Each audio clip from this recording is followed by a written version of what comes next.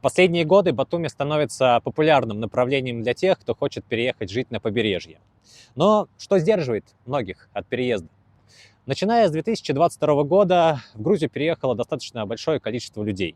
Собственно, этот факт повлиял на рост цен. Позже также немалое количество людей рассеялись по другим странам, кто-то вернулся в страну исхода, и цены снова изменились.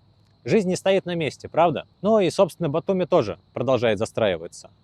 И именно здесь возникает следующий вопрос. А стоит ли переезжать в Батуми жить сегодня? Есть ли здесь какая-то практическая выгода? И что можно ожидать от жизни на побережье, кроме красивых картинок в Инстаграм?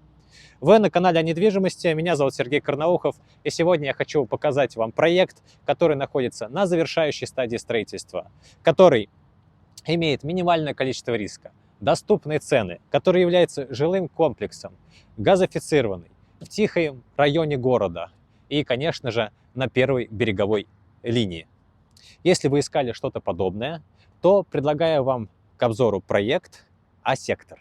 Приятного просмотра. Жилой комплекс А-сектор находится прямо у моря в районе Махинджаури, в местечке, которое не требует вот таких фильтров. Это спокойное, тихое место, где вы сможете наслаждаться природой, при этом все необходимое, магазины, парки, набережная, все в пешей доступности. Ранее я уже снимал большой обзор на этот район. Вы можете его увидеть и здесь, и здесь. До Батуми можно добраться на общественном транспорте. Это очень удобно. Например, с Махинджаури ходит 40-я маршрутка, 10-е и 8-е автобусы, возможно, есть и другие. Чтобы проехать на автобусе, нужна специальная проездная карта. Ее можно купить в любом магазине, который находится в центральной части района, возле Пальмы. Также можно оплатить банковской картой проезд. Я использую Bank of Georgia. Но тут, думаю, нужно быть немного аккуратным, потому что я слышал, что другие карты, помимо Bank of Georgia, не работают. Вот, например, Credo Bank, я слышал, с этой карты нельзя оплатить проезд. Вот, поэтому лучше не рисковать, купить проездную карту, проезд стоит всего 30 тетри, вот, чтобы не получить штраф в районе 20 лари.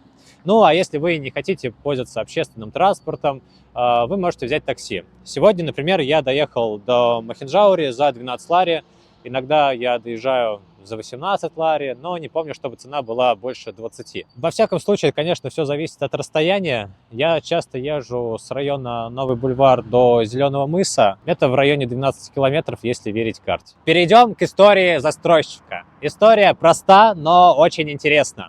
А интересен тот факт, что основатели компании А-сектор — это 3 семьи, которые родом из самого района Махинджаури. Они здесь живут, строят для людей как для себя самих, то есть надежно и на совесть. Этим мне, собственно, и нравится этот проект. Вообще основали компанию в 2013 году. За это время уже было построено 5 домов. Один из них находится сейчас за моей спиной. Сегодня мы как раз делаем обзор именно на него. А другой находится еще рядом. Я уже внутри самого здания А-сектор. Нахожусь на 17 этаже. Всего здесь 20 этажей, 19 этажей из которых жилые. Что вообще стоит сказать? Что первые 2 этажа — это коммерческие помещения, мы о них еще позже поговорим. Так что, да, всего 19 жилых этажей, на этаже примерно 13 квартир. Квартиры здесь на любой вкус, скажем так, от одиноких студий до просторных однокомнатных и двухкомнатных квартир. Тут есть как и теневая сторона, да, стоит об этом тоже сразу сказать, потому что дом граничит с другим застройщиком. И также есть солнечная сторона. По плюсам: море видно вообще из каждой квартиры. Вот эта вот солнечная сторона, она, конечно, более привлекательная. А мы сейчас идем смотреть панорамные виды. Что стоит отметить, что здесь уже проведена противопожарная система, которая заведена в каждую квартиру. Также здесь мы видим, уже есть разводка электричества, вода. Интересно, что уже готова лестничная площадка, установлены перилы, кстати, это очень важно тоже при получении ипотеки, мы ее чуть позже коснемся.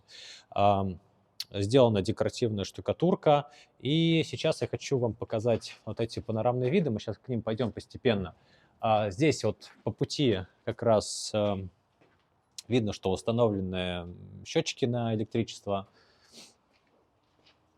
Вот в этой части здания будет отдельное помещение тоже для счетчиков. И вот они, панорамные квартиры. Некоторые квартиры здесь уже взяли под объединение, то есть можно увидеть, что здесь вот заложили блоками вход, чтобы увеличить площадь самих помещений. Как я сказал, на всех этажах полностью видовые квартиры уже выкуплены, но я спрашивал у застройщика, есть ли возможность как-то выйти на инвесторов, которые здесь купили раньше. Вероятность продажи этих квартир довольно высокая, поэтому если кому-то зайдут вот именно эти варианты, да, вот с таким панорамным видом, то тоже можете мне написать, я уточню у застройщиков, и мы, конечно, найдем достойный вариант. Примерная цена на такие квартиры будет стоить что-то в районе 1700-1800 долларов за квадратный метр. Сейчас предлагаю пойти посмотреть другие квартиры. Погнали дальше. В общем, что особенного в этом проекте еще? Ну, как я сказал ранее, этот объект находится на первой линии моря. Да, то есть это сам по себе уже большая особенность, большое преимущество, потому что не всем домам так везет с расположением. Это реально круто. Что еще? Здесь будет газификация.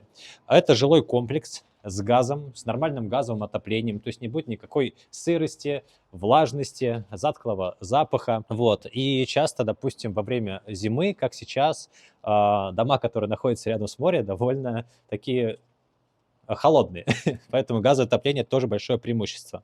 Плюс этот дом подходит под требования банковской суды, то есть здесь можно взять иностранцу ипотеку, машканту, да, то есть все доступно для иностранцев. Средняя процентная ставка где-то в районе 10% годовых. Для иностранца можно взять ипотеку в районе на срок до 10 лет. В дальнейшем, чуть позже, я планирую подсветить каждую квартиру. Мы посмотрим ее более детально, посмотрим условия покупки. Я посчитаю, сколько будет примерно ежемесячные платежи на это время. Ну и, конечно, приведу платежи по ипотеке, да, сколько будет переплата в процентах и какой составит ежемесячный платеж. Если вам нужно будет потом какую-то особенную квартиру посчитать, вы мне напишите, мы с вами вместе посчитаем. Что касательно конструктива самого здания и коммуникации, то здесь все довольно очень-таки обычно, стандартно, да, фундамент свайный, общая площадь застройки это 1200 квадратных метров, включает это не только само здание, но и парковку. Внутри здания перегородки сделаны из пеноблока, что добавляет в целом дополнительную звукоизоляцию. Монолитный каркас выполнен из бетона с арматурой, что добавляет дополнительную прочность самой конструкции. Окна с двухкамерными стеклопакетами. Здесь пока что, конечно, нет самих стекол. Что еще? Фасад сделан из алюминиевых композитных панелей, именно из алюкобонда. В целом это является тоже хорошей защитой против плесени, затхлого запаха и так далее. Вот. Что касательно строительства в целом, то сдача в эксплуатацию будет через год, но уже в этом году весной можно заходить на ремонт. По коммуникациям, как я и сказал ранее, здесь будет центральное водоснабжение, водоотведение, электроснабжение. Счетчики я вам всем уже показал. Здесь будет вот противопожарная система, система вентиляции тоже обеспечит само здание свежим воздухом. Здесь есть все необходимые условия для проведения интернета, то есть такой стандартный пакет. Вот, что бы хотелось, наверное, добавить такого примечательно, то, что обслуживание самого корпуса на каждой квартире будет стоить примерно 15 долларов в месяц. Обычно в Батуми обслуживание выходит на 1 квадратный метр, там в районе кто-то $0,5 берет, кто-то $1. Здесь будет стандартная ставка, независимо от планировки студии или 1+1, здесь будет ставка 15 долларов. И перейдем мы сейчас к части условия покупок. Здесь цены начинаются от 900 долларов, и диапазон идет примерно до 1600 долларов за квадратный метр. Это именно за белый каркас. Что входит в белый каркас, я еще чуть позже вам расскажу, именно когда мы коснемся части изучения договора купли-продажи. На все эти квартиры зависит, конечно, от разных условий, от разных характеристик, в зависимости от площади квартиры, в зависимости от вида и так далее. Цены, конечно, разнятся. Что их в целом объединяет? Объединяет их первый взнос, который обязательно составляет 30%, и беспроцентная рассрочка, которая либо на длиться на 24 месяца, либо на 18. Отличие в том, что квартиры стоимостью свыше 50 тысяч долларов, у них будет автоматическая рассрочка на 24 месяца. Квартиры, которые стоимостью дешевле 50 тысяч долларов, у них рассрочка будет 18 месяцев. Вот. Сейчас вообще действуют скидки у застройщика. Я также предоставляю дополнительный бонус в размере денежного эквивалента. Конечно, все индивидуально, поэтому пишите. Мы с вами как раз на эту тему более детально поговорим. А сейчас я бы хотел уже точно подсветить, наверное, квартиры, которые идут на теневую сторону, да, как вы видите, здесь вот упирается дополнительно, ну, соседнее здание, поэтому это теневая сторона. Отсюда также, в принципе, видно море, причем очень отчетливо. Здесь идет вид на горы. Это квартира номером 1605, и мы ее как раз можем сейчас более детально обсудить, да, сколько она стоит. И, как я и говорил ранее, если вы хотите квартиру рассмотреть в рассрочку, в ипотеку, мы сейчас тоже обсудим цифры. Итак, квартира 1605. Вид на горы, вид на море, теневая сторона. Здесь стоимость квадратного метра 1440, площадь 56,8 квадратных метров и общая площадь 81 792 доллара. 30% первый взнос это 24 538 долларов и остаток 57 254 доллара. Так как это свыше, да, стоимость квартиры 50 тысяч долларов распределяется на рассрочку 24 месяца. И ежемесячный платеж получается 2386 долларов.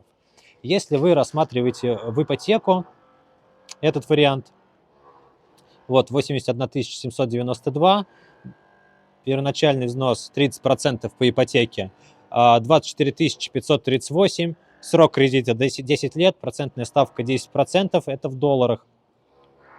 И ежемесячный платеж получается 756 долларов, и переплата начисленные проценты 33 540 долларов. Вот. Таким вот образом хочу разобрать с вами еще другие квартиры. Пойдемте их смотреть. Так, это квартира номером 1510, то есть этажом ниже, 16 этаж. Здесь, соответственно, тоже планировку, в принципе, можно выстроить формата 1+1. Это уже солнечная сторона. И здесь уже ничего не построится, потому что здесь как раз идет выход на полицейский участок и на университет. Поэтому вид останется на море, на город открытым. По цене здесь вообще по площади 52,8 квадратных метра и стоимость чуть дешевле на 20 долларов на метр, это 1420 долларов. Общая стоимость квартиры сейчас в белом каркасе 74 976. 30% от этой суммы это 22 493 доллара. И остаток 52 483 распределяется на 24 месяца. И платеж в месяц составит по рассрочке 2187 долларов. Если в ипотеку эту сумму рассматривать, да, 30% также остается 22 493 доллара от общей стоимости 74 976. На 10 месяцев и на 10% ежемесячный платеж составит 693 доллара и переплата составит 30 700 долларов. Сейчас мы с вами пойдем посмотрим еще теневую студию. Она будет чуть дешевле 50 тысяч, там будет другая рассрочка, мы посмотрим еще ее. Переходим к следующей квартире. Это как раз квартира 1402, о которой я сказал ранее. Вот. Ну, это небольшая студия, здесь 35 квадратных метров. Стоимость квадратного метра здесь 1250 долларов. Она получается уже ближе по планировкам к тем самым панорамным квартирам. Мы сейчас еще посмотрим с 15 этажа на панорамные квартиры, сравним их. Вот. Ну а пока по цифрам. Здесь получается общая стоимость квартиры 43 750 долларов.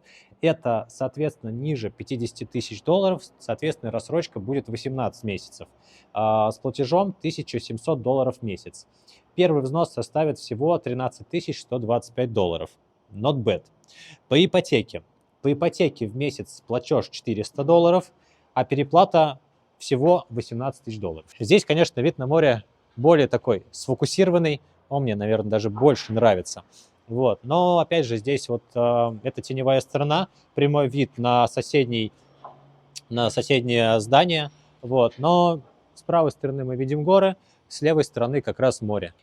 Вот, смотрите, в принципе, когда мы были на верхних этажах, вот эта вот студия, она была замурована, если можно так выразиться. Потому что, получается, соседнюю квартиру объединяли именно с этой студией, чтобы увеличить ее площадь.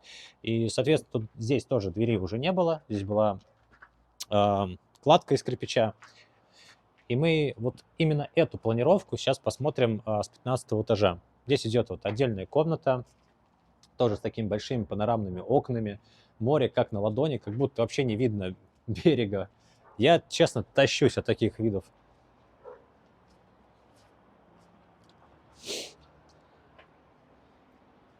Ну, как пели в той известной песне, думайте сами, решайте сами, иметь ли вам панорамную квартиру в секторе или не иметь.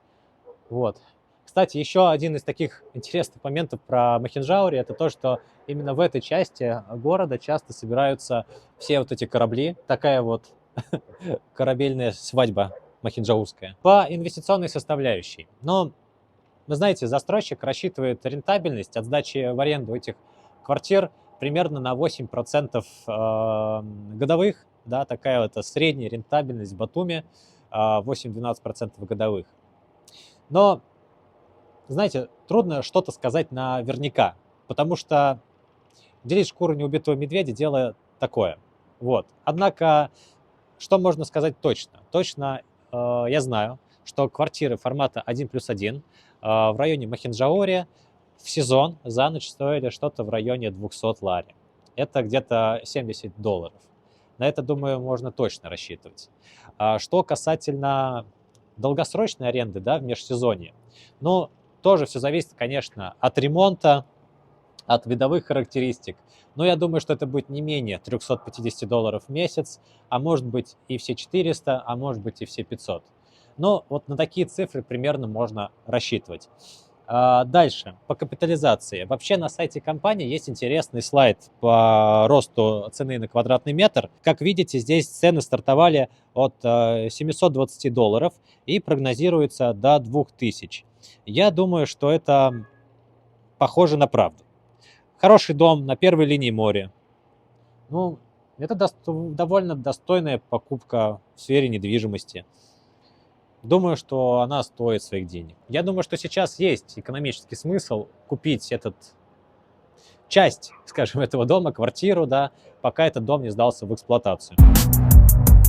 Это еще один дом застройщика А-Сектор. Он сдался в 2021 году. Сейчас мы его немного посмотрим, да, почему это важно, да, сравнивать объекты застройщиков, потому что, наблюдая за теми объектами, которые уже сдались, можно плюс-минус ожидать примерно такого же результата. В общем, вот такой подъезд в комплексе А-Сектор. В той стороне есть паркинг, в нем можно спуститься вот по этой лестнице.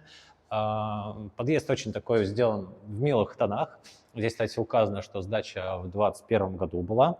Вот. Сейчас предлагаю просто здесь прогуливаться. Хочется отметить, что здесь вот счетчики установлены. Я специально иду по лестнице. Здесь как бы все выглядит довольно-таки надежно. То есть это прям видно, что это жилой комплекс. Сделаны уже перила. Как бы декоративная штукатурка на стене. Ну, вы все видите сами. Так, мы сейчас, получается, на 3-м этаже комплекса А-Сектор, который уже сдался. Меньше квартир намного на этаже, чем в том комплексе, что мы смотрели изначально. Ну, вы просто сейчас можете увидеть все это сами. Не удержался, чтобы вам не показать вот такие обалденные виды. Здесь хочется как раз записать для вас презентацию самого А-Сектора. Ну, наверное, начну с того, что покажу вам сайт застройщика и его презентацию. Что стоит отметить вообще, то, что А-Сектор, несмотря на то, что это жилой комплекс, у него есть хорошая инфраструктура, об этом мы, собственно, не поговорили. Не поговорили еще о планировках. И сейчас я как раз хочу все это вам показать. Ну, давайте все по порядку. Вот вы видите сейчас на экране вместе со мной сайт А-Сектора. Соответственно, вот на фотографии это еще проекты, которые они уже сделали. Здесь вот видно, что на счету компании уже 5 жилых домов в Мохинджауре, как я об этом уже тоже ранее говорил. О проекте тоже можно здесь посмотреть. Вот здесь со стороны, скажем так, с левой стороны экрана видно, как будет дом выполнен после сдачи в эксплуатацию. Здесь вот есть планировки, грамотно выполнены вместе уже с мебелью, с техникой, как это будет сделано после сдачи самого комплекса. Как я говорил ранее, планировки тут есть на любой вкус, как и поменьше варианты студии, как и попросторнее. Вот. Дальше. Что касательно вообще внешней инфраструктуры, здесь, кстати, вот я сейчас нахожусь возле ботанического сада, получается, сектор чуть подальше от меня на данный момент, и я как раз хочу вам показать видео с самого сайта застройщика, чтобы вы посмотрели вместе со мной, а я в это время как раз расскажу, что здесь будет по инфраструктуре. Вообще в доме будет лаунж-зона, коворкинг, парковка, да, про парковку я уже ранее говорил, тут будет подземная парковка с платными местами, там будет 25 платных мест, и будет также еще гостевой наземный паркинг, лобби, фитнес-зал на втором этаже, детская комната будет на втором этаже, вообще первые 2 этажа это коммерческие помещения. Вот. Также у застройщика есть своя управляющая компания, то есть гипотетически это все можно будет ваши апартаменты сдать в аренду. Условия сдачи в аренду, они индивидуальны, так как сдача в аренду у застройщика и сектора это не основной вид деятельности, но в целом это где-то 60/40, конечно, в пользу инвестора, либо 70/30, да, в соотношении деления потенциальной прибыли. Вот. На видео сейчас как раз вы видите те самые коридоры, те самые квартиры, которые мы с вами смотрели. Стройка идет активно. Я думаю, что комплекс сдастся вовремя. В договоре это тоже все указано.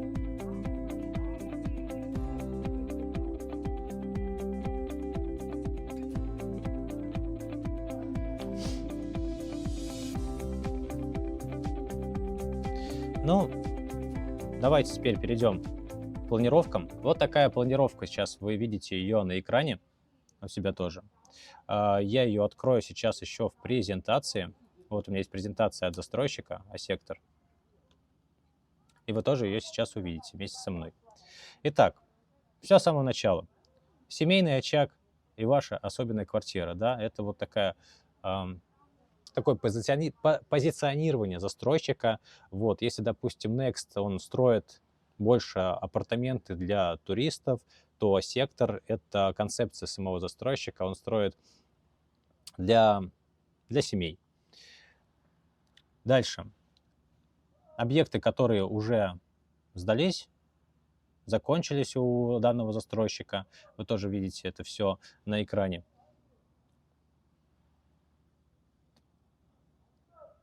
Здесь фотографии ботанического сада, собственно, с прекрасными видами, как вы можете видеть на данный момент.